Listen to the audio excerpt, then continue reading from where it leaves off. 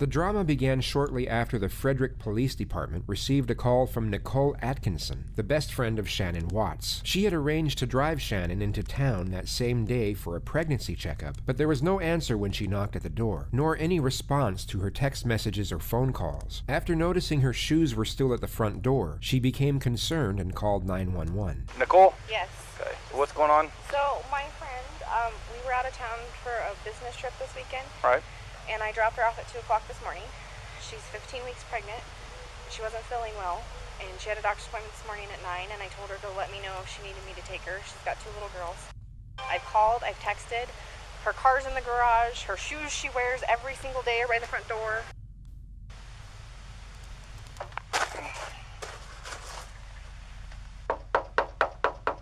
How you doing? You seen your neighbors today? No? Okay.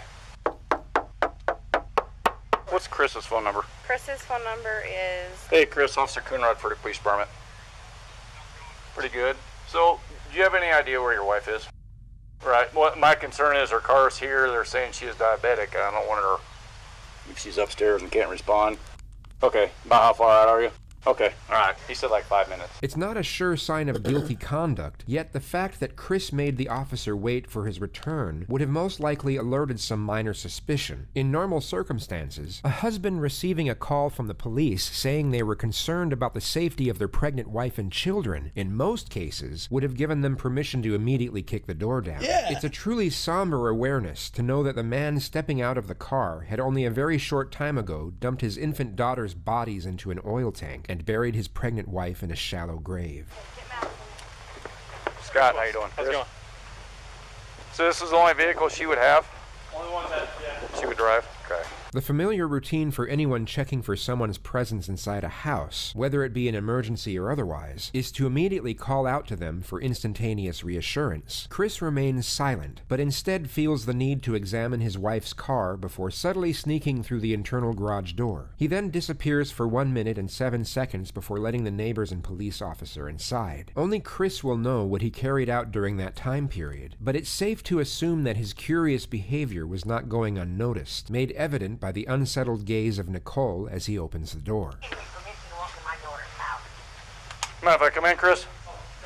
There were multiple key moments captured from inside the house, which may not have been noticed immediately by the officer, but would have no doubt been gathered by forensics upon further investigation. The most overt peculiarity was Chris's interaction with his phone. The guise of his thumb movement would have given the impression he was texting someone, which would have seemed very peculiar, as the normal response would be to frantically call people rather than text given the circumstances. Hindsight gives us a clearer picture of Chris's introversion, which is that he was most likely using his phone to avoid eye contact and progressive dialogue with the officer. What time do you leave the day? What time I leave there? Come No, here. Usually between 5:30 and 6. All right. And was Shannon here then? Yes. Yeah, she's still in bed.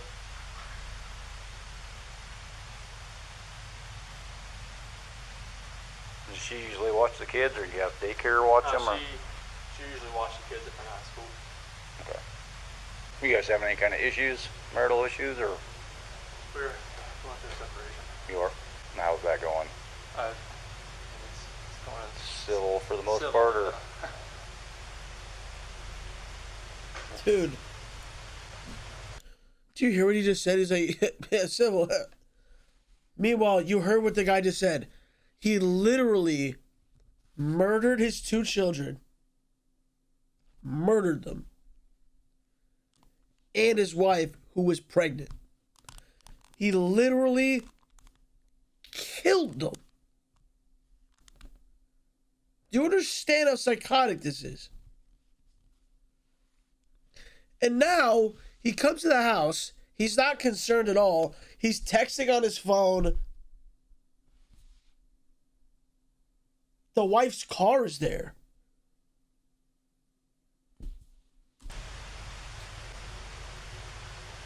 Additionally, we are presented with the subtle cues of Chris's forethought cover story, being that his wife simply ran off with the kids after a breakdown in the marriage. All the girls' blankies are gone. Their blankie they sleep with, they don't leave anywhere without them. Good.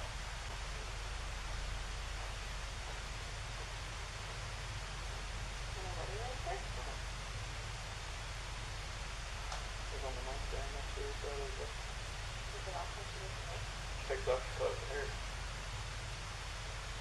The rest of Chris's conduct could be analyzed and dissected in various ways, and it would be easy to pick at certain oddities in body language and link them with signs of guilt. Yet, without the hindsight we have now, his behavior could just as easily be linked with an innocent man who is understandably concerned and frantic over the disappearance of his family. His very conservant neighbor, however, had the perceptual advantage of knowing Chris on a semi-personal level, and could analyze his kinesics in a far more accurate manner than the police officer. You just want to go talk to him? I'm going to get his info real quick.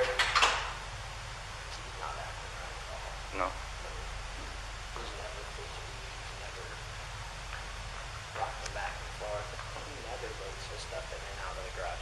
Right. To be completely honest with you, my wife and I were kind of wondering when she was on vacation if something happened, because I've heard them full out screaming at each other at the top of their lungs, and he gets crazy. Does he? And that's pretty recently. Yeah. He doesn't look worried. He looks like he's trying to cover his tracks. He's normally quiet, real subdued. He's over here telling you 3 times what he took out, what he did. He's very, he never talks.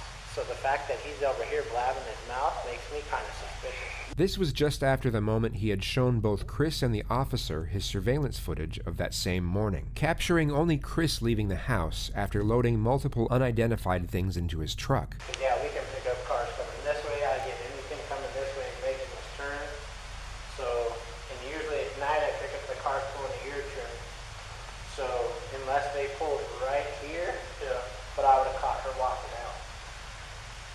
Although not fully incriminating, as Shannon and the kids could have left through the back entrance, this was an extremely detrimental piece of evidence, and would have no doubt been extolled by forensics and made Chris an immediate prime suspect. The following day, Chris, for some bizarre reason, agreed to be interviewed by 2 separate news stations, where he came across as extremely unimpassioned and detached from the alarming nature of the situation. Like, when I got home yesterday, it was like a ghost town. Like, she wasn't here. Kids weren't here. I have no idea like where they went. And right now it's, you got K9 units, the sheriff's department, everybody's like, they're doing their best right now to figure out like if they can get a scent. If she wasn't here, like where did she go? Like once I got here, it was like, all right, who can I call? I called her 3 times, texted her about 3 times just to say, you know, what's going on? Like if she's vanished, like I want her back so bad. I want those kids back so bad. Right now, I don't even want to just like throw anything out there. Like I hope that she's somewhere safe right now and with the kids. Last night, I wanted that knock on the door. I wanted to see those kids running, just barrel rush me and just give me a hug and knock me on the ground. That's why last night was just horrible. I couldn't do it. Dude, he's like smiling. He's smiling, bro.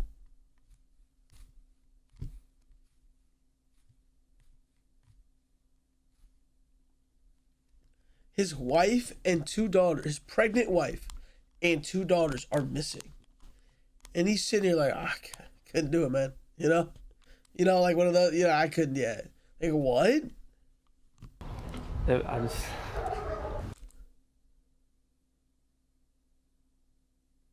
I'm hoping that somebody sees something or somebody knows something and comes forward.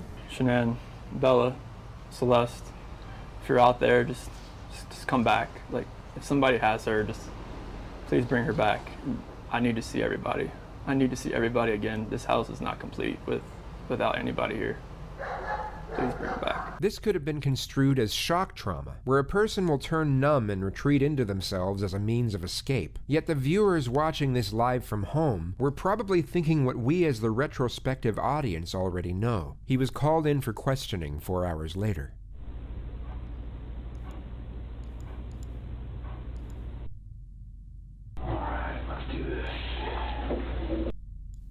Somebody saw something. Somebody knows where these kids are. And I keep saying kids, I'm sorry, the kids in your life. I know you're going through a lot, so we're not going to keep you here all night.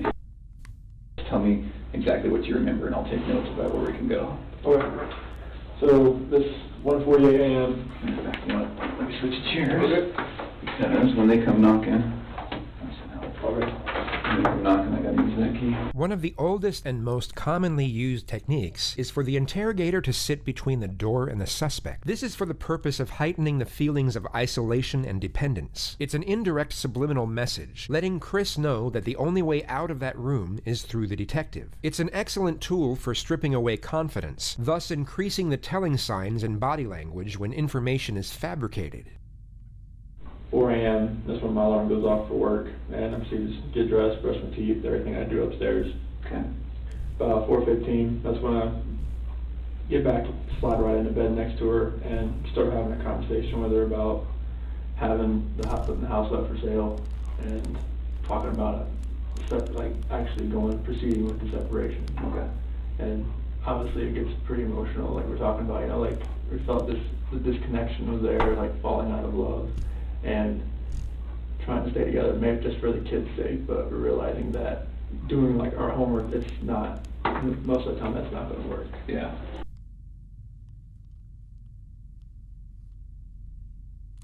So that's when I got home, I opened the garage door and we went inside the house and looked everywhere, Shanann, Bella, and Celeste, nowhere to be found.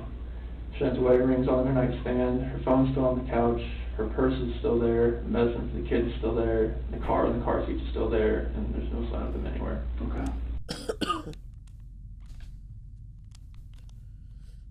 I was just hoping that, I mean, left all the lights on in the house, I was hoping that I'd get a knock on the door, but Yeah, nothing. she's back. Yeah, but nothing happened.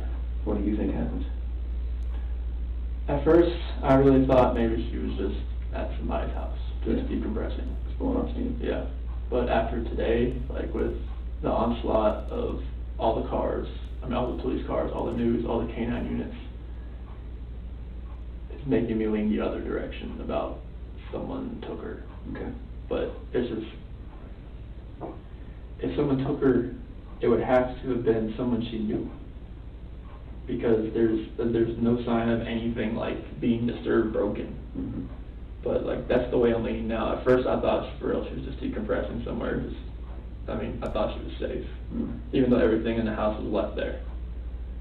But now it's just, after the day with the news crews and everything, it's just, it feels more the other direction, and it's freaking me out.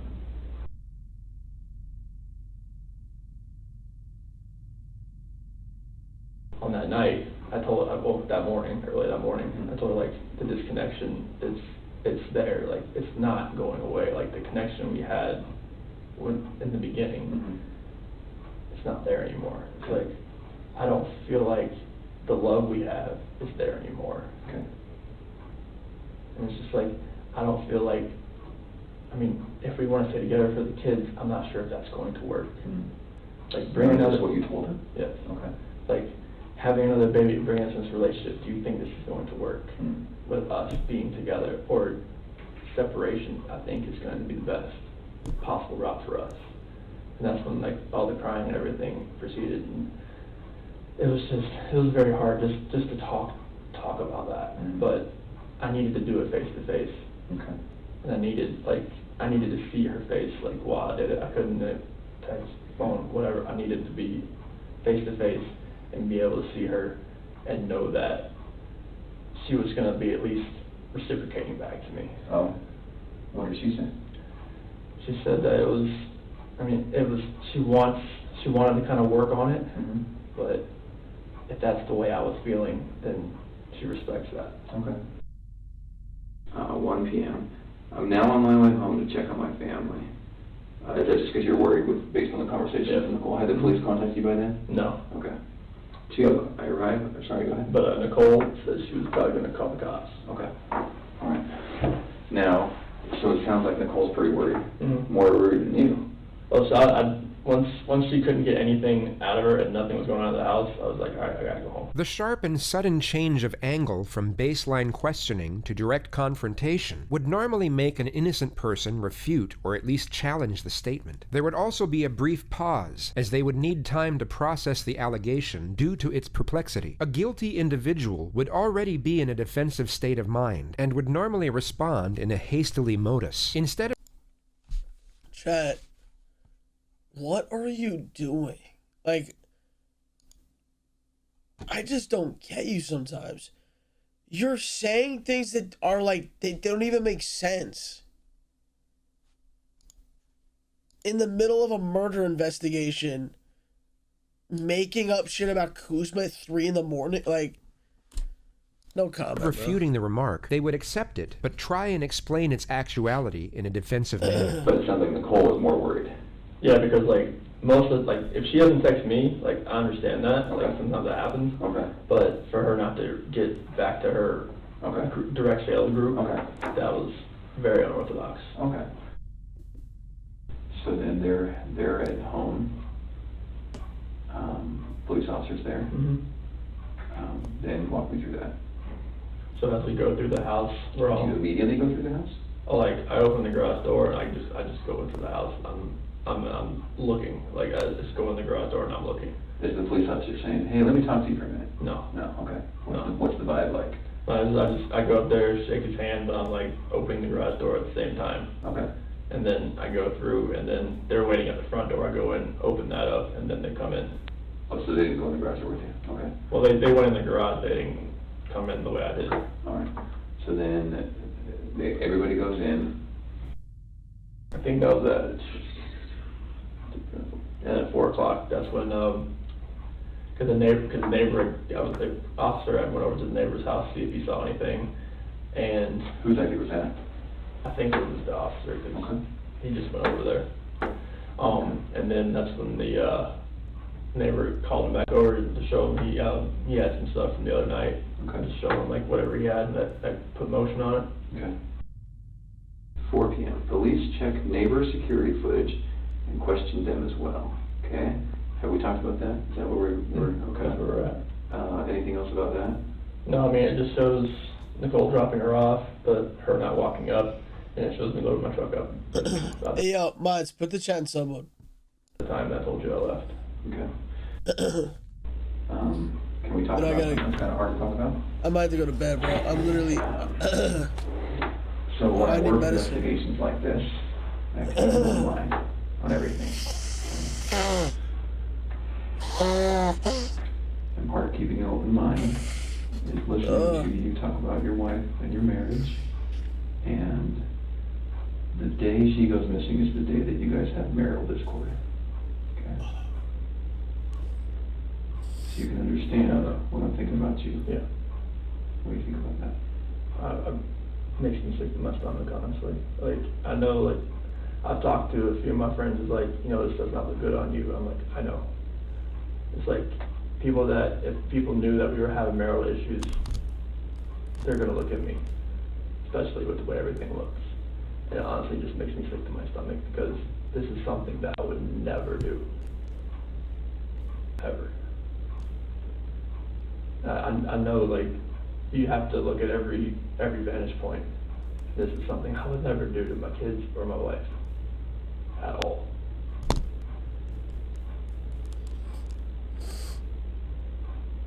This is what is known as the pause technique. After the suspect answers a question, the interrogator will remain silent while maintaining eye contact. This physical demeanor gives off the subtle cue that he expects more information to be divulged and may already know more than the suspect realizes. A deceptive person will usually drop their eyes, change posture, or break the silence. I'm not sure, like, what I could do, like, to make people believe that, just because if they knew we were having marital discord, they would automatically look at me. But there's no, I would harm anybody in my family at all.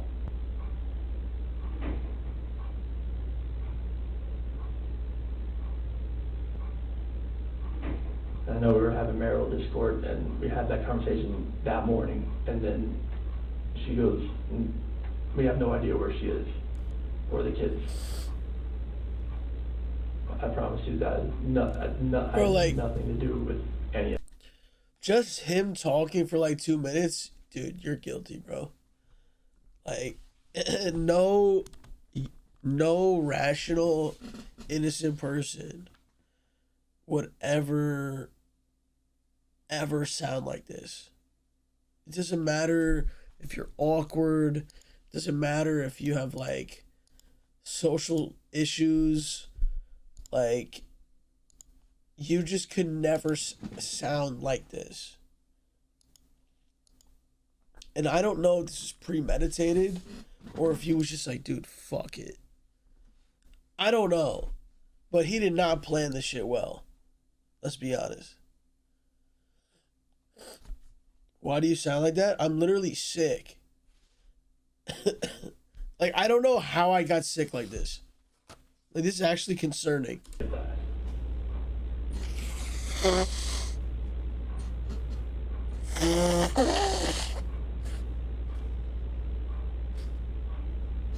Are you telling me the truth? I'm telling you the absolute truth. Why should I believe you? A truthful individual will normally respond to this question with a question, such as, "Why are you asking me that?" or "What's going on here?" They will often protest the aggressive nature of the inquisition, or give a short and forceful response. Because I'm a very trustworthy person, and the people that do know me, they know how I'm a calm person. I am not an argumentative person. I am a person who is that's never going to be abusive or physical in any. I'd be like, yo, what the fuck are you asking me right now? Why are we not looking for my wife right now? And my kids, right? Why are you in this room with me? I told you what the fuck happened. Go fucking find my family. Why am I here?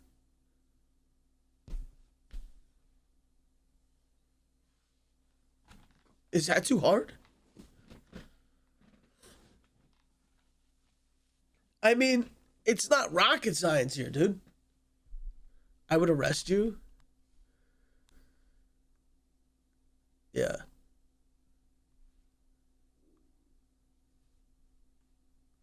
Sad, dude. Any kind of relationship. I would never harm my dude, guys, stop. Dude, I've seen a few comments like this too, because these videos have gone on YouTube, like reacting to it, of dudes being like, "Oh yeah, Los would get away with murder, bro." Dude, shut the fuck up. That's not even a funny joke. Shut the fuck up. Shut up. No, because someone in the chat literally just said, "Dude, you get away with murder, bro." Like that's like a cool thing to say. All I'm saying is, it's easy to say this, right? While we're not in this scenario, because none of us would ever murder our family. But like, dude, you would think that you'd be a little more, sell it a little better than this, you know? kids. I would never harm my wife. I mean, you can talk to any of my friends, any of her friends. They know me. They know I'm a low-key guy that's quiet. I'm not about confrontation. I'm not about anything that elevates to that level. I mean, if someone yells at me, screams at me, I just take it and I just try to get it by the wayside and get it back to where it's just a cool conversation to where none of that gets to that height, because I am not that person. I've never been that person.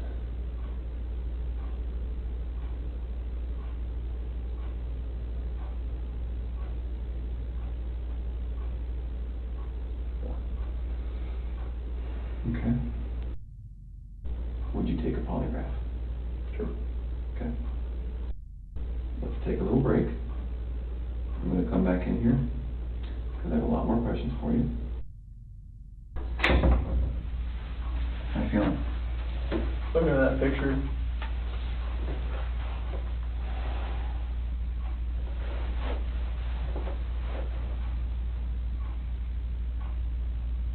find him. God.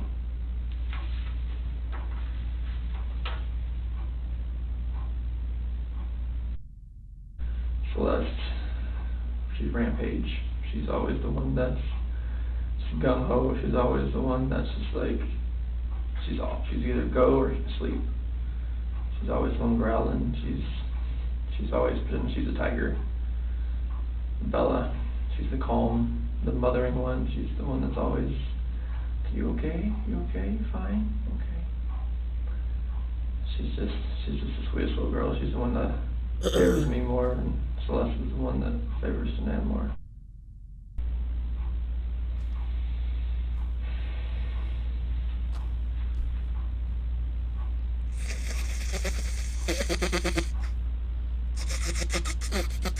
They wore that dress. She just wore that dress not too long ago.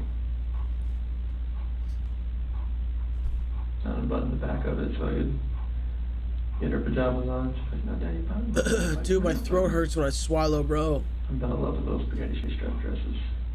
She likes long dresses. She was a girly girl. She was the girly girl. There it is, bro.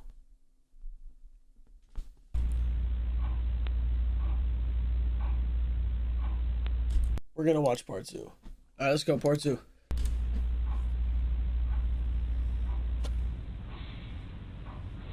We're gonna find them, right? I need your help.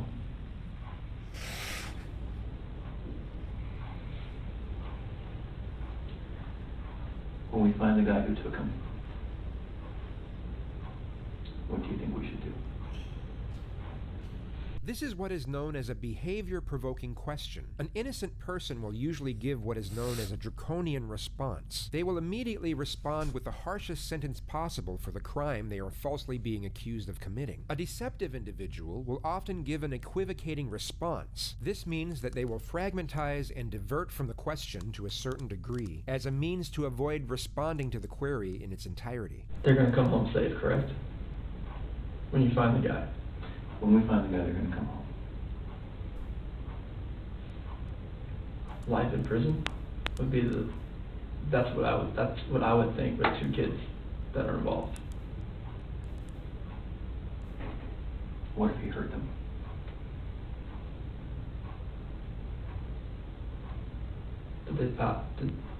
I'm not sure if like that penalty is even used. Is it used in Colorado? I'm not even sure. What is? The death penalty? Okay. I mean, like, if these kids are not alive, like, there's nothing you could do to cope with that, to make me cope with that, if those kids are not okay. Okay. Can we keep talking about some complicated things? Sure. Some things that are gonna make you uncomfortable? Yeah, that's fine. Okay. You've done very good in talking to me about this really hard conversation you guys had, okay? Very good. That's sometimes hard. And I understand why Juice box, I sometimes see you. someone in your position says, doesn't want to tell me about that. Because please go help me find my kids, and you don't need to know about my marriage argument, okay? So I gotta say, you've done very good at that. And I need you to keep doing that. So I need to ask you about your marriage and infidelity. Sure. Okay, tell me about it. I have never cheated on my wife. Okay. And I fully suspect she has never done that to me. Oh, okay.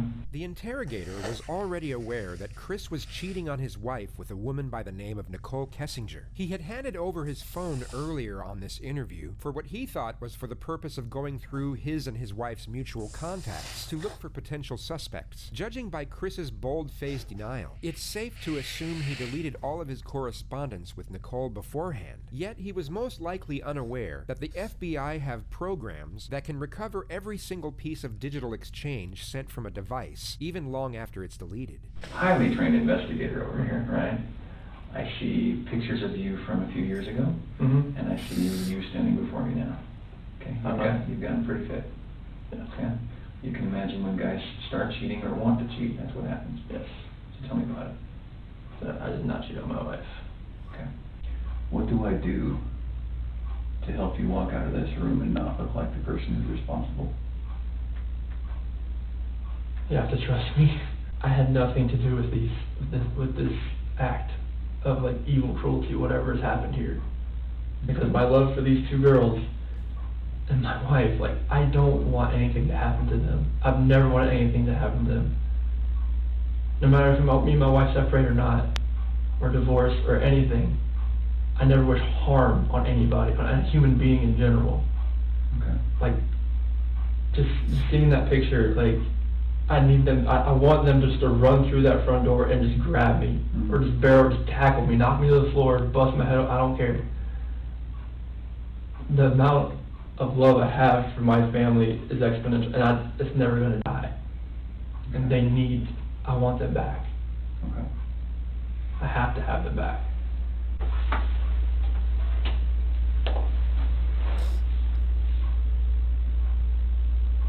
When you walk out of this room, there's nothing I can say to a room full of police officers that's going to convince them that you have nothing to do with this. I know. You know what they think. I know it, all that, yeah. Here's a guy who didn't call 911, who woke his wife up at a ridiculous hour because he was so guilty about something that he had to get it off his chest and say, I don't love you anymore, I'm leaving you. That didn't go well. Okay, so what happened? She told me she wanted me to wake her up before I left. That's why I didn't just wake her up, like, just to tell her this. Like, I woke her up. That's what she wanted to do, and we talked. Like, usually at 4 a.m. I wake up, I go down and work out. This day, I wanted to talk to her about this.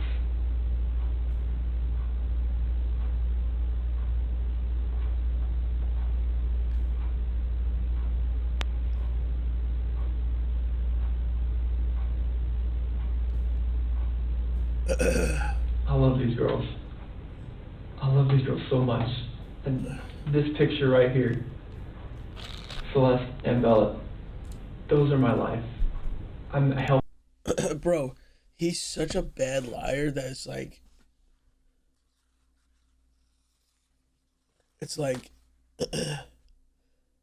I truly think that if he'd never talked to these cops, I don't think they would have ever found out. That's not true. No, they would have found out. They would have found out.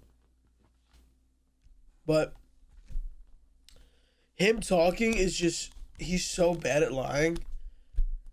It's just, it's so bad. This is so bad to watch. Make those kids. There's nothing in my life that means more to me than these kids. Nothing. Kids, that's your life. That's your lifeline. That's everything. Like, you make kids, they come first before anything. Kids, spouse, family. That's what it's always been.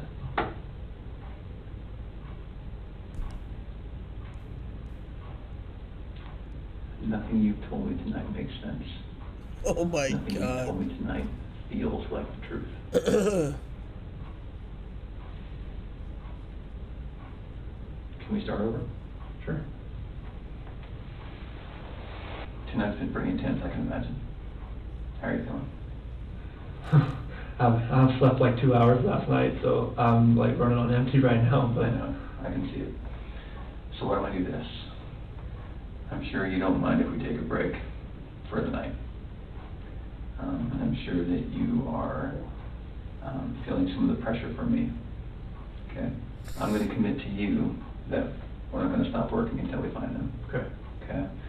And I want to commit to you that there is going to come a time when you're going to feel this pressure from other people.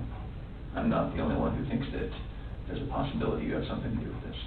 Like another FBI agent, like pressure, or like just like Everyone. okay, Everyone, Chris. okay. The interrogator is clearly receptive to Chris's anxiety and endeavors to amplify this emotion before ending the interview. He wants to inflate Chris's apprehension as much as possible for the looming polygraph test that approaches the following day. Tonight when you go home, one of two things is going to happen. You're going to pass out because you're so tired, okay? And that's probably not going to be what happens. Your head's going to go race, okay?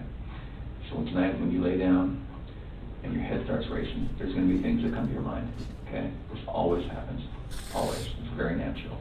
You're going to say, I wonder why he asked me that, okay? You're going to say, screw him, how dare he accuse me, okay? You're going to say, I wonder if they thought of this, okay? And then you're going to say, I probably should have told him something, or this, or that, okay? Those are the most common things. When those thoughts come to your head, I want you to call me. And those are beautiful kids. Those kids have a good dad, and I know it. I should see the picture it's on my phone. Yeah. It's a better one, but it's just, I'm sorry too, but it's, Those kids have a good dad. The following discourse from the officer could be construed as the reframing technique, where an interrogator will try and shift the suspect's view of themselves from negative to positive, as a means to lightening the iniquity of their crimes and increasing the chances of a confession. However, this is more likely what is known as passive accusation, where the interrogator is almost certain of the suspect's guilt and indirectly accuses and in some manner indignifies the suspect. This is made evident by the high praises the officer gives to Chris for extremely trivial deeds. A lot of dads don't get second pairs of clothes and cook eggs and give them snacks at night. You know, a lot of men, that's woman's work, right? I like to get involved. But you're not that kind of guy.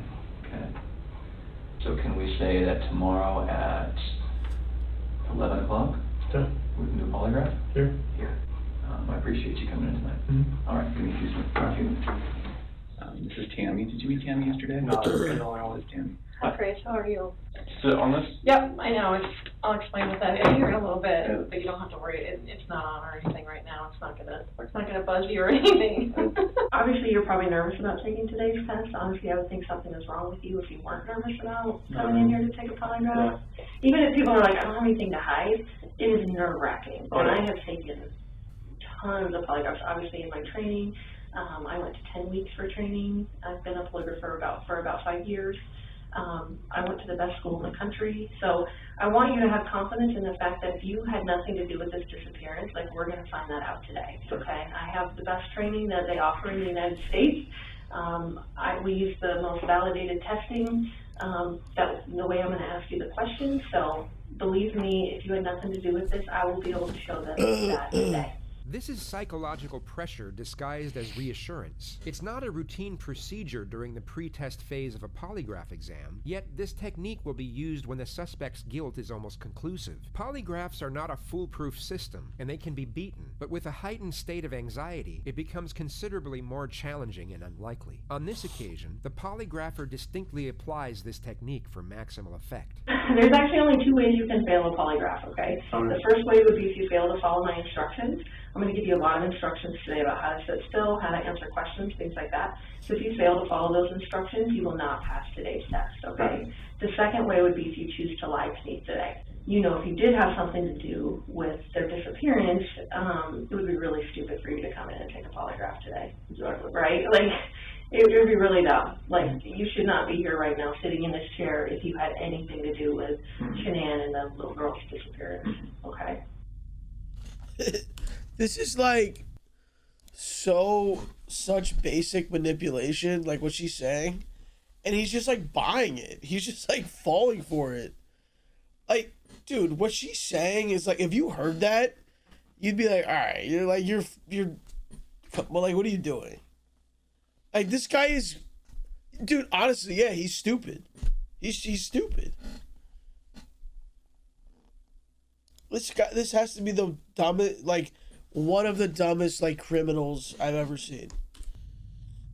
But yeah, everything flourished from there. Like in 2011, I proposed to her over in Ocean Isle Beach. And as she was sitting there crying with a little eviction notice, and she recorded it. It was an amazing day just to see that. And then she left. I was there. Like, she had a midwife for this one. So, like, they actually had me, like, you can stand here and, like, you know, catch her. And, like, but Celeste came out, like, so fast that, like, I barely had a chance to go like this, and they moved me out of the way because she just, like, came out. The polygrapher will also obtain the examinee's version of the facts regarding the specific issues under investigation. Like, I was just hoping that I would get that knock on the door or a phone call or a text. I mean, her phone, they have her phone. Like, hopefully maybe it's a number I don't know. Hopefully it's like, you know, like a burner phone or some kind of like phone she bought, and she could just text me and call me like, hey, I'm okay.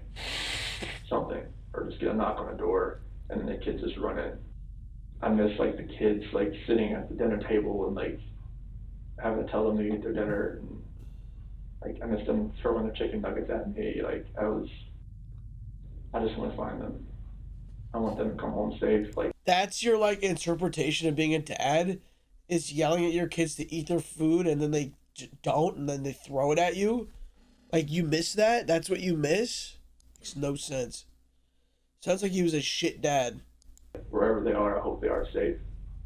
And I really hope they can get some help. It makes me feel like, all right, maybe somebody has her that's not keeping her safe. Or something terrible has happened. And that's the nightmare. And what would that terrible thing be? If somebody hurt them. Chris recounts a brief summary of the events and states multiple vague possibilities for his family's disappearance. The polygrapher then starts to elect specific timelines for Chris to give his account on. You said the next thing you know is her getting into bed with you, is that right? I felt her get in bed. We didn't say anything because I just kind of felt it. Okay. Do you know if she was on her phone or like how any of that works? I don't think she was on her phone. Was she mad at all? I mean, crying like she was, crying like I was. I mean, yeah, I mean, she was upset, but I mean, it comes with that kind of conversation. In the next moments, you will see another subterfuge of psychological pressure, this time disguised as routine questioning procedure. It's a vastly open-ended question relevant to the crimes under suspicion. These types of questions are common knowledge and easily clarified by the innocent, while the guilty will in most cases have severe difficulty in responding. I know it's totally awful to think about, but what are ways, because I need to make sure that you know what I'm talking about, what are ways that you can make someone disappear? I mean, like, if you're talking about, like, what I've seen, like, on the movies, or, like, how people... Oh, you mean, like, on, like, the movies? Like, in the movies? Oh, I don't know. I guess you could just... Like, dude, that is the dumbest, like... That is so stupid. That's so incriminating. It's like, if someone asked you that, you'd be like, you know, let me try to put myself in this position where I'm not guilty, like I'm innocent. I don't know. There's a lot of ways to make someone disappear. I don't even want to think about that. Do I have to answer that? I don't even want to think about that right now. I don't know. If you read about other people, I mean, hire somebody. Like a hitman? Yeah, I mean, Yeah. I'm just being honest. No, but that's what I want. That's what I want, because I want you to go through all of these scenarios in your head, because I want you to know for sure what I'm talking about when I say that, you know, asking you if you physically caused her disappearance. Okay, like you'd hire somebody, or you have somebody you know that would do it. I mean, it's like, it's hard. It's a hard question. And I know this stuff. It's a hard question to answer. Right.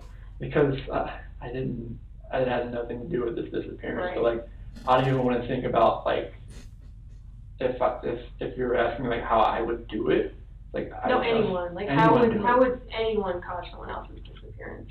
I mean, you would. I said like. You could cause someone's disappearance by murdering them. Would you agree with that? Yes. So what different physical ways could you cause someone's disappearance through murder? You could stab someone, right? Stab someone, shoot someone, hit them with a blunt object. What else is there? I mean, use a weapon like gun or a knife. I mean. Okay.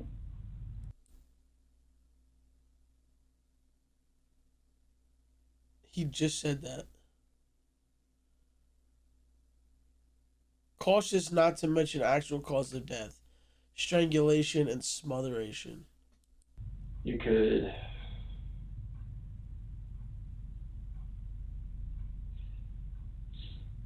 You could smother someone. Smother someone. You could strangle someone. Hang someone. I mean, yeah, you can...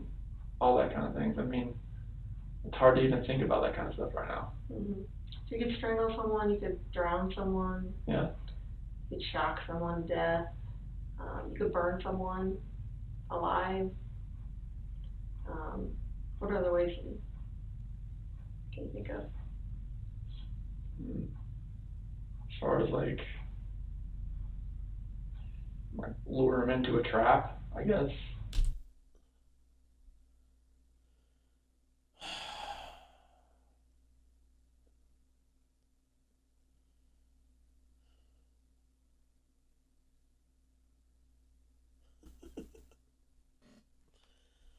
What is this, fucking Home Alone? The fuck are you talking about? I can't even yell. Fuck. What do you mean? What? Like, you know, like have somebody waiting like around the corner and like, you know, hey, Sure.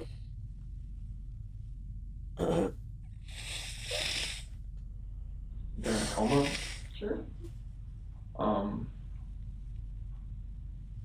So if I ask you that question on the test, Chris, are you gonna have any issue with that? About you Like- physically causing Going through every single one of disappearance? those. Yeah, like that would be a way Okay. you could cause someone's disappearance. Okay. No, I can definitely like I can pass. I mean, Or you could murder them, you could kidnap them, you could take them to another country, you could, you know, bury them in your backyard, you could do a million things yeah, as far as trying to conceal them, yeah, right? So that no one can find them. yes, Because at this point, she's gone. So when I ask you the question on the test, I'm not asking you about guilt. I'm not asking you about, did you make her feel so horrible that she ended up leaving? I'm saying that you were the one that physically caused her to disappear. Okay. Either by murder, kidnapping, you know, all of those other things that Okay. we went through, okay? You want me to list? You want me to list all those? Like No. Okay. You're just gonna say no to that question. Okay. Right. When I ask you if you physically caused Shanann's disappearance, Okay. your answer should be what? No. Right. So do you have any issues with that at all, and No. or have any question about what I would mean when I was No, would be that's asking total. that Like I just like going through all those that that's Right. a lot to really think about. Right. But Like that's, trying to figure out like that was. I'm gonna have you take a bathroom break. Thank We've you. been in here quite a while. So you're gonna be taking what's called a directed lie polygraph.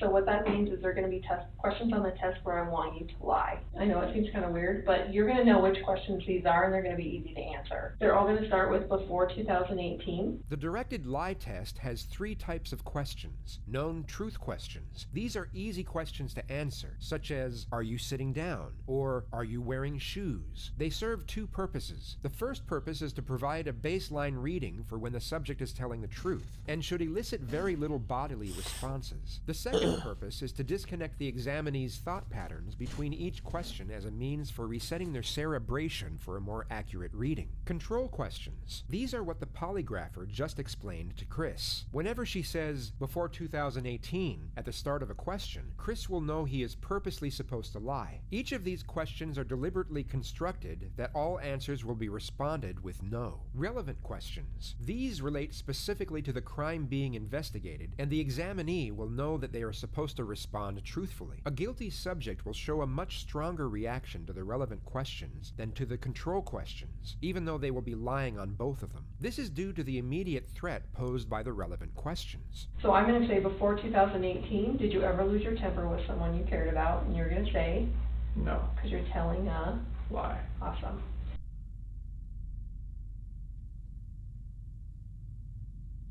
The test is about to begin. Please remain still.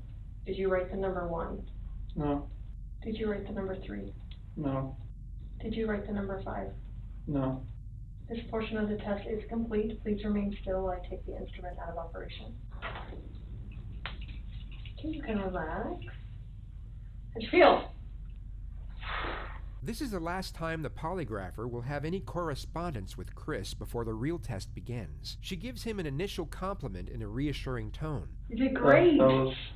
You remembered to lie and everything. That was awesome. That was. This momentary boost in his confidence is then abruptly ripped away as he receives the following information. So, Yeah. you obviously are a really bad liar. Have people told you that before? Like, the second you tell a lie, like, they can tell, like, on your face that, because the second you lied to the number 3, like, I don't know if you heard me clicking, but I like, turned down the sensitivity because you were starting to go off the page. So, that is what I need to see as the polygrapher, because that... Dude, he is so fucking scared right now. He's also really dumb. Because he's like falling for all these tricks. Like, none of this is like a polygraph can't be used in court. It's not real. So to fall for that, you need to be an idiot. Like, dude, look at he's happy as fuck, right? She's like joking with him, and then immediately watch his face. This momentary boost in his confidence is then abruptly ripped away as he receives the following information. So, you obviously are a really bad liar. Have people told you that before? Like, the second you tell a lie, like, they can tell, like, on your face that, because the second you lied to them, number 3, like, I don't know if you heard me clicking, but I had, like, turned down the sensitivity because you were starting to go off the page. So, that is what I need to see as a polygrapher, because that tells me that you know it's wrong to tell a lie. And you're actually having a significant reaction when you lie, so that is awesome. So thank you for being a horrible liar. No, that's a good thing. That's a good thing. We don't want to be. He's like, oh, fuck. Dude, honestly, there's probably not even like a polygraph here. She just probably put like a little thing on his finger. She might just be chilling on the computer doing nothing. She might have opened up like a Word document and it's just like clicking buttons. Like there's not even a test going on. Good liar, so thank you for being a horrible liar. And that just shows me that, you know, obviously on the test when they're asking, you know, significant stuff about your wife, if you're lying to that, it's going to be even 10 times more amplified. So I appreciate that. I appreciate that very much, more than. This is just a tactic to get a confession. This is just what this is. You know, so. She's awesome. not a rubet. And the coolest thing about this is right now, there's only one person in this room that knows what the truth is. And in about 5 minutes, there's going to be 2 of us. So that's the coolest part, okay? And then I can go share that with them out there, okay? Okay. All right, you ready? Let's do it. The test is about to begin. Please remain still. Do you understand I will only ask you the questions we have discussed? Yes. Regarding Shanann's disappearance, do you intend to answer all of the questions truthfully? Yes. Is your first name Christopher? Yes. Before 2018, did you ever lose your temper with someone you cared about? No. Did you physically cause Shanann's disappearance? No. Were you born in 1985? Yes. Before 2018, did you ever say anything out of anger to a loved one? No. Are you lying about the last time you saw Shanann? No. Are you now in the state of Colorado? Yes. Before 2018, have you ever wanted to hurt someone to get even with them? No. Do you know where Shanann is now? No. This portion of the test is complete. Please remain still while I take the instrument out of operation. All right, how'd you feel? Same as all of it? I think it was the same through everything. For ya. I'll be right back. Okay.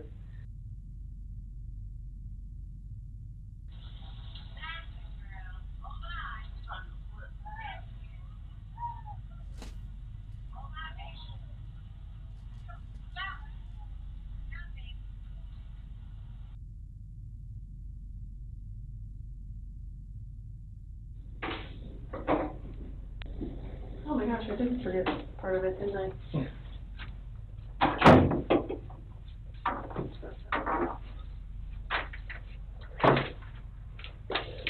Dude, this shit wasn't even plugged in.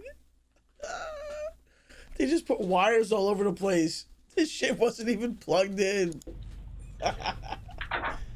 So I brought Graham in here because we want to talk to you about the results, okay? Okay. So, it is completely clear that you were not honest during the testing, and I think you already know that. You did not pass the polygraph test. Okay. Okay, so now we need to talk about what actually happened. I feel like you're probably ready to do that. I didn't lie to you on that polygraph, I promise. Chris, I know. stop. It's time. Dude, how do you fall for this? This looks like a bad soap opera. Chris, stop. It's time. That's not a real thing. No one would actually say that being serious. I didn't lie to you on that polygraph, I promise. Chris, I know. stop. It's time. Just stop for a minute. Take a deep breath. I want you to take a deep breath right now.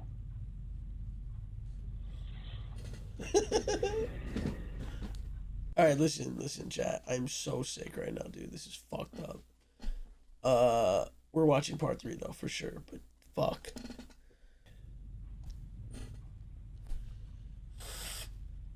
I didn't lie to you on that polygraph, I promise. Chris, I know. Chris, stop. It's time.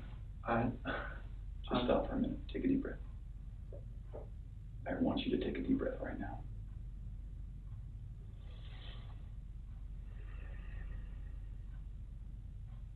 There's a reason you feel sick to your stomach. And when people hold stuff inside, it makes you physically ill.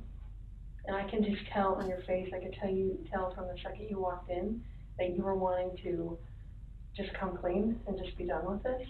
This is a technique known as social exchange, an interpersonal persuasion strategy in which the interrogator provides the suspect with a psychological reward in return for the information they need. In this case, she's trying to convince Chris that the alleviation of mental weight is a worthy trade for a confession. She does this in a manner that protects his self-esteem by giving him appreciative reinforcements. And I appreciate that because you knew sitting down in that chair that you weren't going to pass today. Bro, her posture is making my back hurt more. And I'm like sitting back. Like I'm in a good posture right now. Looking at her back is making my back hurt. She definitely has like some kind of like, she definitely has problems. There's no way. And you knew I was going to find out because I told you that. And then you continued to stay knowing that you could at the end say, you know what? I just need to get this off my chest.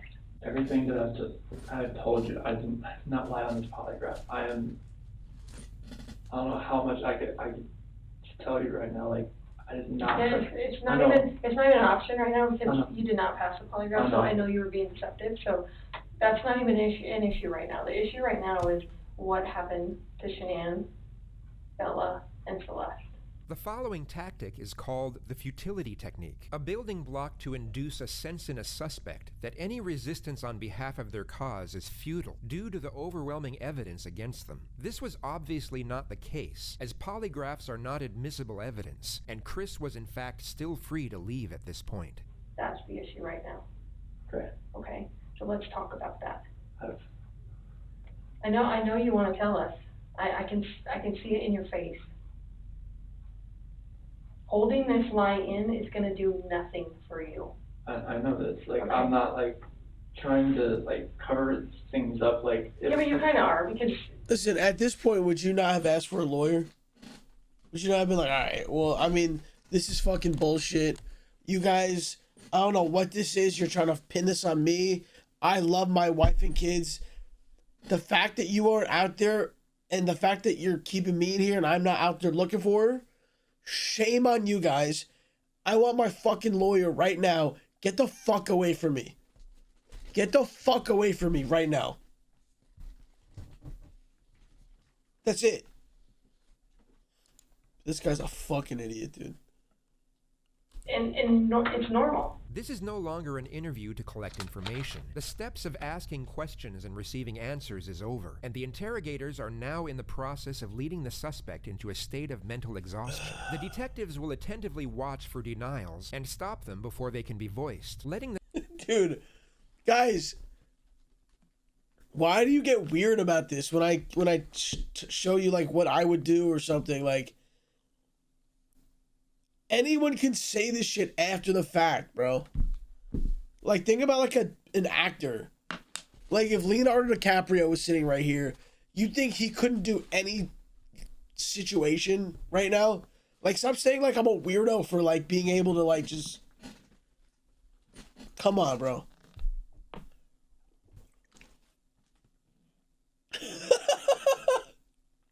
Someone was like, Los, it's time. Oh my god, dude. Fuck. Los, stop. You're laugh crazy right now? Dude, I'm scared to laugh. It hurts when I laugh. The suspect deny his guilt will only increase his confidence and prolong his cerebral stamina. Normal people would do that. Normal people that make a mistake initially are going to go, I don't know what you're talking about. I didn't do anything. That's normal. I would expect that. That's a natural reaction that someone's going to initially lie about something like that. and then eventually tell the truth. So this is your eventually telling the truth time. This is where the rubber meets the road, Chris. Like, don't let this continue any longer, please. I'm not trying to make anything continue. Like, I want them back home, like. But you know they're not coming back home. You know that. I don't know in the back of my head. I hope they come back home. But you know they're not. Chris, Tammy and I are confused, okay? And here's what we're confused about. I told you that we've done some work overnight. Yeah. I told you that we've got a lot of leads, okay? That wasn't a lie. I know. We know a lot more than you think we do, okay? The dossier technique is a variant of the futility technique, the only difference being that the detectives are far more cryptic and often deceptive about the evidence they have. This will hint at things in a vague manner for the purpose of escalating a suspect's uncertainty. Where are they? What do you know? What do you mean? Tell me. What do you mean you know? Tell me. Right? That's what should be coming out of his mouth right now. I don't know where they're at.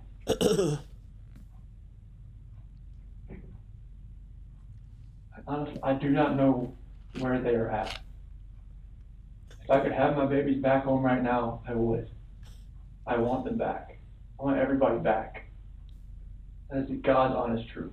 Although the detectives want to intensify Chris's psychological stress levels, they do not want him to become reactively agitated, as this could lead him to objecting and resisting every step of the way, and the interrogation will never get off the ground. It also significantly increases the chances of him requesting legal counsel and ending the interrogation outright. This elicits the interrogator to change approach and utilize what is known as the ego-up technique, where the detective will build on the self-respect of the suspect through positive reinforcement. It is very surprising to me, and it warms my heart that you're the type of dad who can pack a bag in the morning, and you know just what to put in there. You know just what to put in there as a backup in case they have an accident, okay? You know what the clothes to put in there. You know what they have for breakfast. You know what they have for a snack and a dinner and a nighttime snack. You can tell me the book you read to your daughters, okay? I know you love them. But you aren't here today lying about something else. So we need to talk about that, okay? I cheated on her.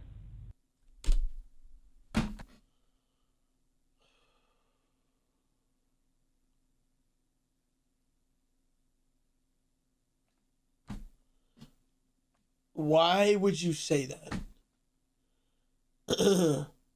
Why the fuck would you say that?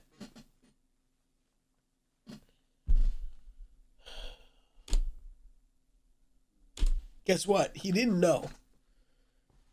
If the dude said that the FBI though later recovered messages, whatever, they didn't recover messages in one day.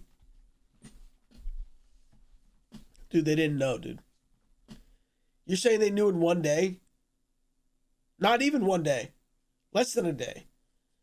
Dude, to get to the FBI, it's not like, oh yeah, hey FBI. Yeah, no, yeah. Just send me all this guy's old text messages. Appreciate it. That's not like how that works. And this is very good. I saw her, took my breath away, and I never thought in a million years that could happen. I never felt that way about anybody in my lifetime. Mm-hmm. I'm not proud of it. She accused me of it. I denied it. I cheated on her. They said it was 30 days after. All right, yeah, that makes sense. And I feel horrible for it. Like, she was pregnant, and it was. I don't want to. I didn't hurt her. You're doing a good job. This is the Chris that I knew would come out today. This is the Chris who tells the truth because you're a truth teller. I don't. Dude, how does anyone fall for that? Dude, chat. If someone was saying that to you, would you actually believe what they're saying? Seriously. Like, this guy is like sitting here being so manipulative.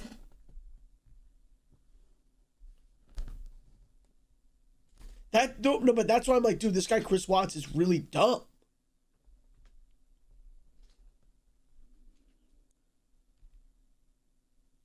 I think this girl did anything to hurt anybody. I'm gonna leave her out of it. Okay. I'll get back to your wife and your daughters. Okay. Where are they? That I do not know. That was what I was holding back. Like, I didn't know, like, what I did. I know. Chris, in the interview today, you weren't asked about infidelity. You were asked about. I was holding back from last night. That's when not you why talked. you failed today. That's not how that works. Here's the challenge that we have.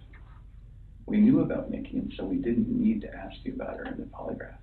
We just didn't need to, because we knew, okay? And so that's why we didn't ask you, because we already knew the answer, okay? We're very, very worried about your daughters and your wife. I am too. This should have been the happiest time of your marriage, Eli, thank you. okay? You and Shanann. This should have been the happiest time. She's making a little money. She's making good money. You're making great money. You both have a job. You have beautiful kids. You have a beautiful house. You're in Colorado. Clean air, good people. Okay? And on top of that, you look pretty good now. You're pretty fit. Okay?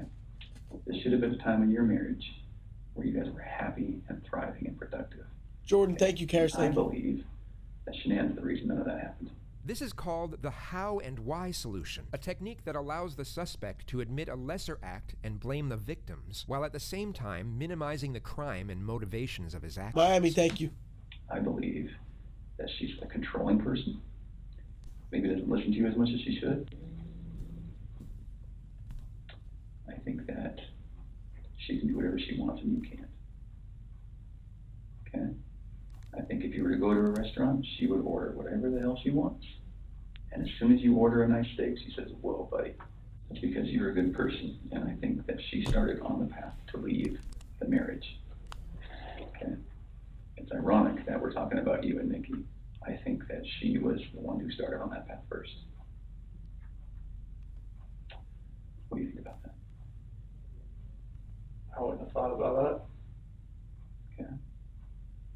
And the other thing I think is interesting is, even though she is that type of person that's controlling, doesn't listen, does what she wants, is walking away from her kids, here you are defending her.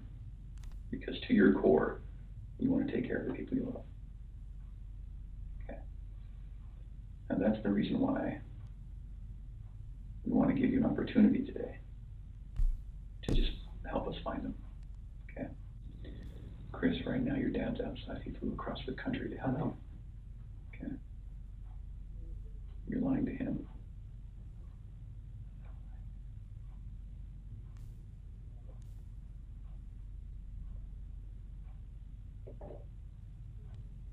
You're lied to everyone you talk to. And they all bought it. Will you please help us find your babies? I want to find them. I've told you over and over, I want to find everyone. Can you understand that some of this just doesn't make sense to us? How is it possible that a woman and 2 kids are just completely gone off the face of the earth? I promise you, I have nothing on my hands I did nothing to those kids or her to make them vanish. As the interrogation goes on, the constant and relentless psychological pressure essentially puts Chris at the edge of his ability to function cognitively. It's a slow and methodical process of breaking down his resistance while maintaining a balance of pugnacious and reassuring psychological techniques. I just find it hard to hear you talk about just having this emotional, conversation with Shanann, and you're bawling and crying together, and you have not shed one tear in 2 days that you've been here. Not one. And help me understand that, because I don't get it. These are your baby girls, and you have not shed one tear over them not being around. Chris, I lose my 4-year-old in the store for 10 seconds and I start to go panic. I have not seen any of that from you at all. Help me understand that. I love those girls. I would never do any just because I haven't shed a tear. You get no, that's weird. Is that weird? Don't look into that like. Dude. So you fake sniffle? You do a fake attempt at a cry and a sniffle. Hey, this guy is so dumb. This guy is an idiot. Oh my God, dude. Those poor girls. Oh my God.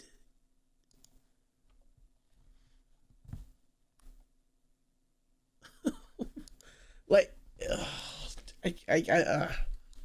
Like, I don't love my kids, I Tell love me, my wife. explain to me. You're crying with your wife that you're leaving her, Yeah. but you don't cry that your two little baby girls I'm are hoping they're missing? still around somewhere. I'm hoping they're still somewhere. In the next moments, you will see step 7 of the Reed interrogation technique known as the alternative question, where the suspect is given an alternative and far more morally acceptable choice for what happened. Chris, did Shanann do something to them? No, I don't know. I'm serious. I have no clue. No, you would have known, because they didn't leave the house. Like, Did Shanann do something to them, and then did you feel like you had to do something to Shanann? They were at the house when I left. They were there. They weren't there. They didn't leave. They vanished. They were The there. only way they could have left is in your truck. whoa. Did Shanann do something? Something happened in the house that you know about. We know that something happened to all 3 of them. But I want to know, did something happen to these baby girls first that you had to take into your own hands and deal with? You had to clean it up for Shanann. Chris, you gotta tell us. There's something that happened to these baby girls. Look at them. I know. Before he came in, I was watching videos. We have no doubt you love these girls with all of your heart. I have no doubt. Yeah, okay. But we make mistakes. Like, at this point, how do you now fall for this again? Because she was just accusing you. And now she's all like, oh, no, like, I know you love them. Like, they're literally trying every technique possible, and it's working. It's okay. It's what we do with those mistakes that make us who we are. Exactly. Tony Snell, exactly. Chris, it seems like you're thinking about it right now. What are you thinking about? She couldn't have.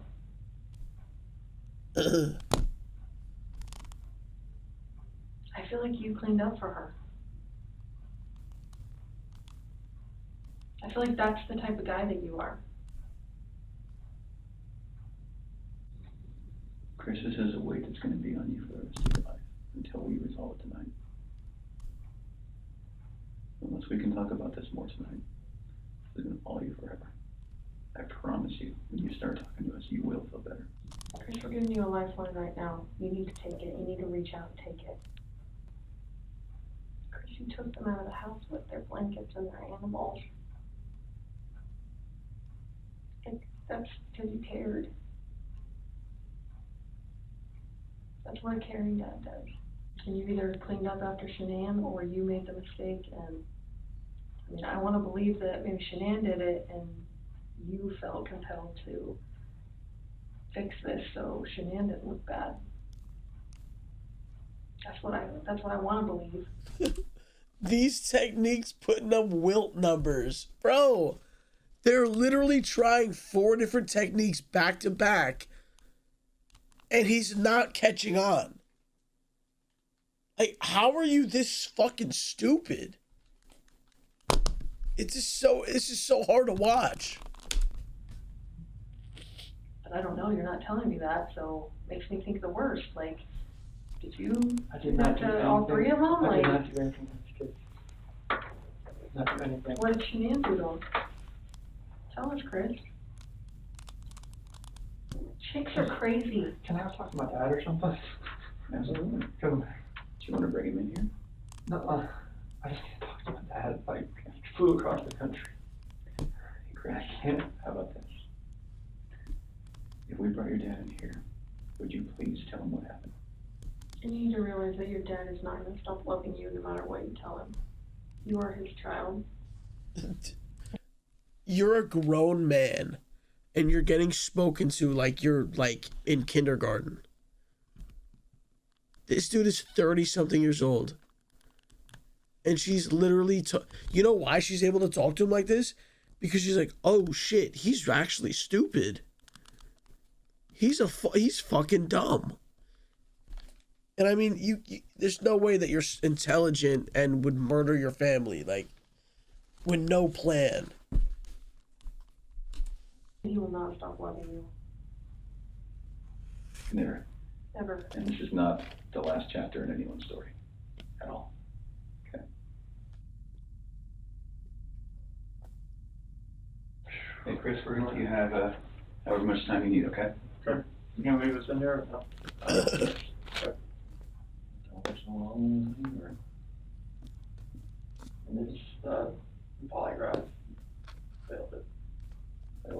Yeah, because there's too much emotions. Anything else you want to tell me? What's going on? Or what happened? Or anything? When we had that conversation that morning, it was emotional and told her about separation and everything like that. Mm-hmm.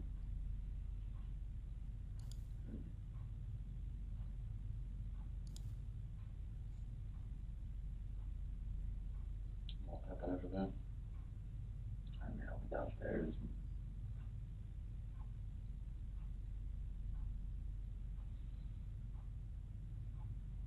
I don't want to protect her. What? I don't want to protect her. You don't want to protect her? I don't know what else to say.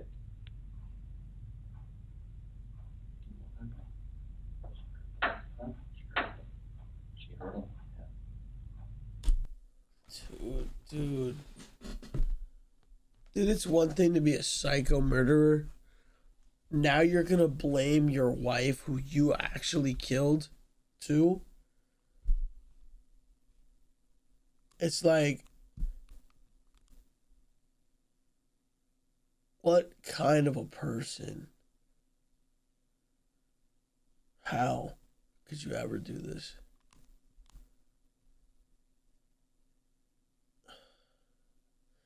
And to add insult to injury, you know how dumb he is?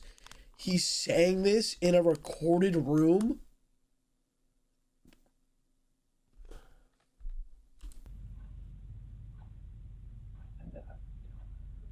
Well, no, I doubt not her. You hurt her?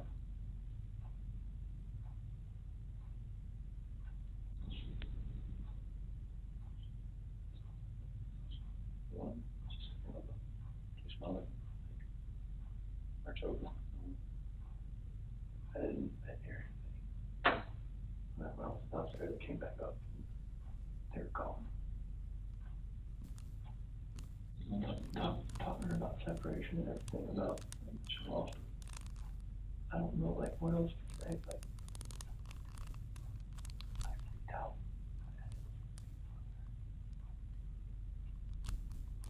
I was like,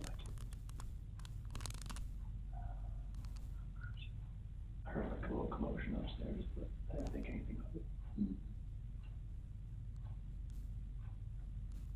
then you went back upstairs and she was... I could see, like, she was on top. Choking her? Or did she kill him? They're blue. Both of them? Yeah. She choked both of them to death. I freaked out when she hit me.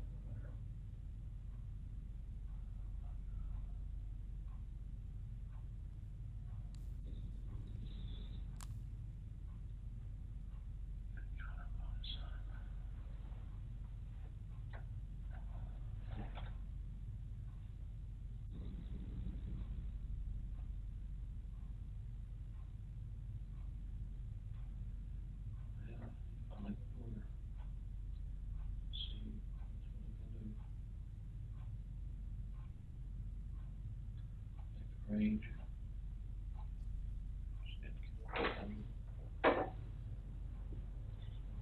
What's that?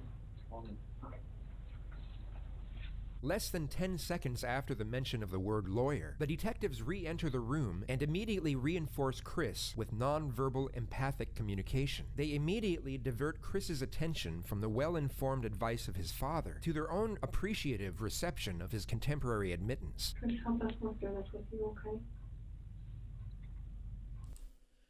This guy is so fucking stupid. You are so fucking dumb. You're a fucking piece of shit, scumbag, murderer. You killed your own daughters, your wife, your unborn child. This is possibly one of the worst human beings ever. Ever.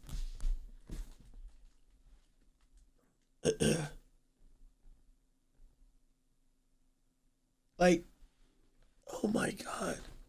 Dude, as soon as he said something about the lawyer, they immediately come in the room. It's like, guys, do you understand? He didn't have to talk to the cops. He didn't have to do the polygraph. He didn't have to do any of this. He could have immediately got a lawyer.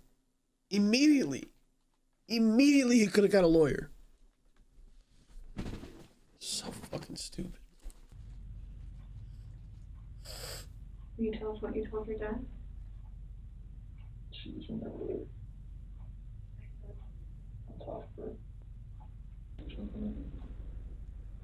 Freaked out. I ran in there and got on top of her. What'd you do? Blue. That was my babies. That was my kids.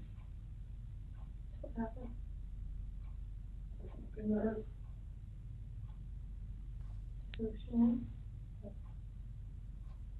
Although not the full avowal they are pursuing, Chris has still confessed partly to the crimes, and they now have one foot in the door. He is no longer free to leave. The interrogation now returns to a non-suggestive process, where the detectives will collect further information, where they will not contaminate with excessive or direct input.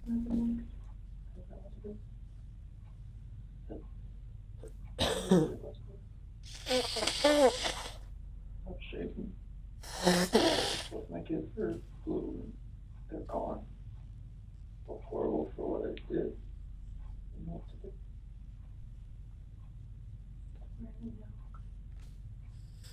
Did the hard part. You left details for that. I have to get him out of the cold. At that first location I went to that day. I don't know what to do. I know. I didn't know what to fucking do. Like none of this made sense. Why would she hurt my fucking girls? I'm sorry. I know. I know you are. I know you came in today to do the right thing. Where'd you put him? Get him out there. In the truck. Did Shanann fight back at all? When you did that? The rage that I had after seeing that, not much. I didn't know what else to do. I know, so tell me what you did. I know. I didn't know what else to do. I was so scared. I know. It's like my wife just did this, and I just did that. What do I do? Right. You were in a tough spot. I mean, what can you do, right? Sometimes your body just kind of takes over and...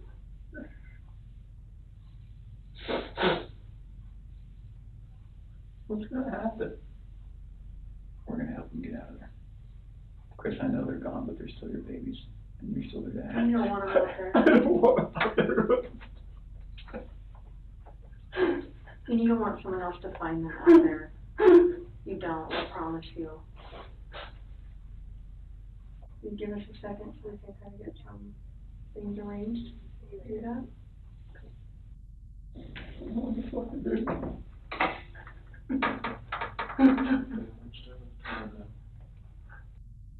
This is just fucking horrible. I've always said she was an unstable person, but I never thought that in a million years that could happen. Why did this happen to you? Well, why did this happen to us two little girls?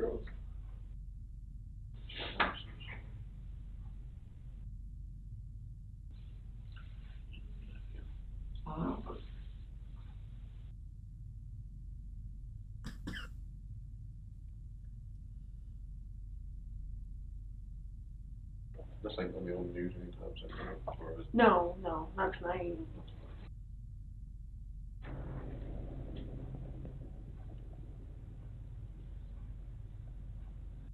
Whereabouts?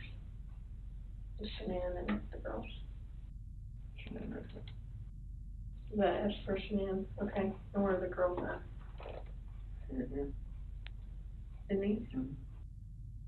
So how did you do this out? I'm assuming that's under dirt. How did you take that? so on my truck still, is that? So it sounds like, I mean, it feels like to me, now we know pretty well how to go get them. Is there anything else we need to know?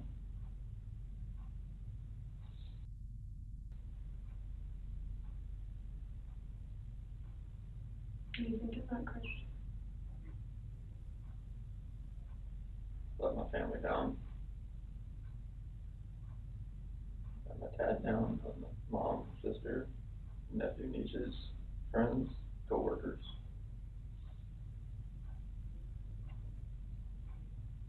Can I ask you another tough question?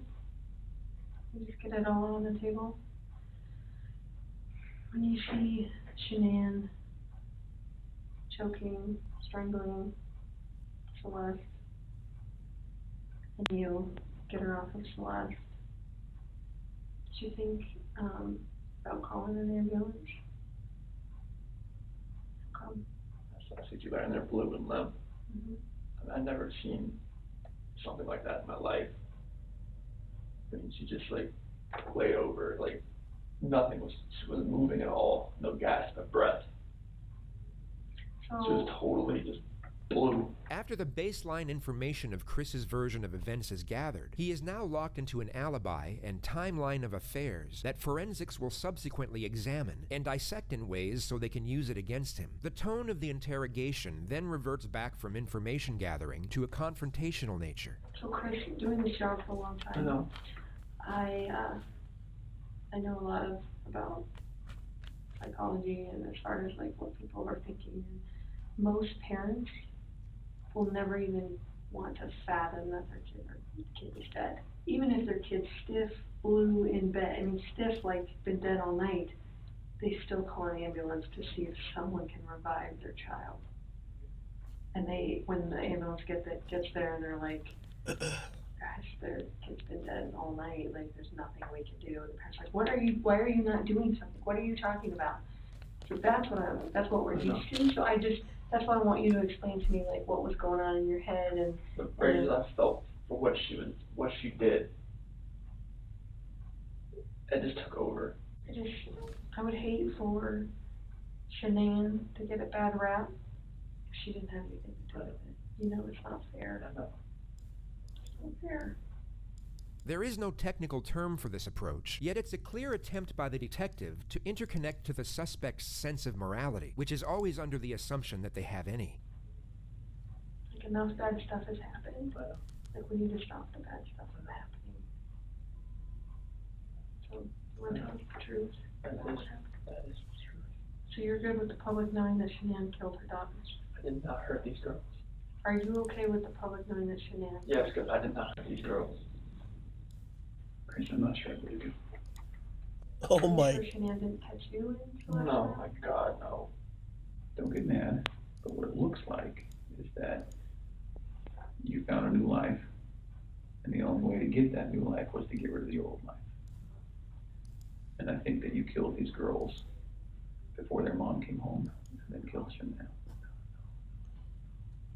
And that's what we're kind of left, that's what we have to believe, because it just doesn't make sense. I mean, to her point, if I walked in and my kid was decapitated, I'd call an ambulance, right? So Knowing there's no hope. it just doesn't make sense. It just doesn't add up. So either you're this monster who says, I just want this young, hot girlfriend, so I'm going to kill everyone and hope it works out, or something. So I think we're very, very close to the truth, but not quite there yet. So if you're not that monster, I'm not a monster. so what's going to happen when their cause of death comes back to you, or the girl's It's not going to. Okay. You sure? I'm 100% positive it's not going to come back to me. And what happens when a coroner looks and says, sees your fingerprints on her neck. Not gonna be my fingerprints. Okay. What is it gonna be? It's gonna be Shanann. Why take their bodies out of the house and bury them? I was scared. I didn't know what else to do. Okay. Nothing was gonna, I didn't know what to do. Yeah. I honestly didn't know what to do. Scared of what? Scared of what everything was gonna look like. My 2 babies were gone, Mm-hmm. and I just did that to my wife. And I was the only one left in the house. What do you expect is gonna happen? Yeah. It did look bad, right? It looked, I mean, this was a nightmare. Yeah. Okay.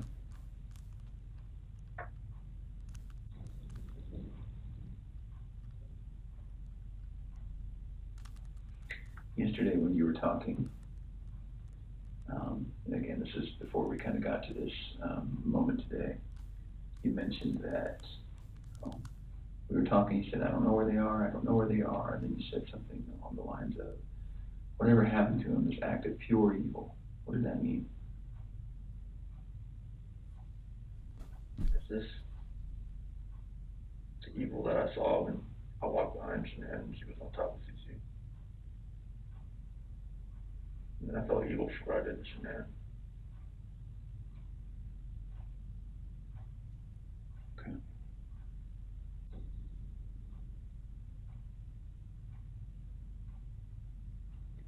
So after we look at their bodies, we're gonna have a lot more questions.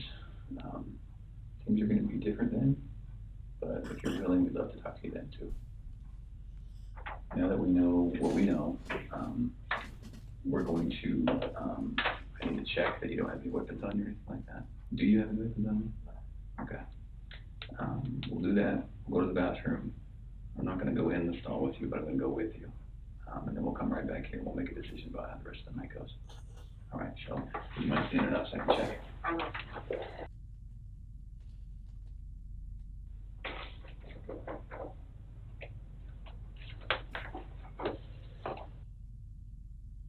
This interrogation was a true testimony of how mental fatigue can restructure an individual's cognitive rationale. Chris maintained his innocence even after the failed polygraph, and if he had kept that stance, he would have walked out of that police department as a free man for at least another night. Yet, after a prolonged state of isolation, anxiety, and fear, coupled with the cerebral influencing tactics of the interrogators, the alleviation of getting out of that situation was in that moment perceived as enough of a luxury to exchange his freedom for it.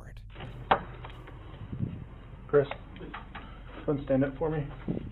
I'm going to have you face that wall. Lift up your hands.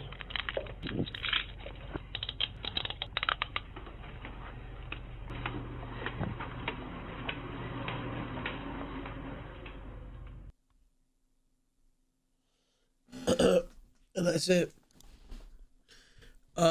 If you guys want to see more about that, though, there is a Netflix documentary, and it actually shows those deleted texts. It shows the shit that Shanann was saying to her friends about him, like, oh, he's like cold now, and then it was like text between him and the new girl. It was bad, bro. There's way more on Netflix. There's way more.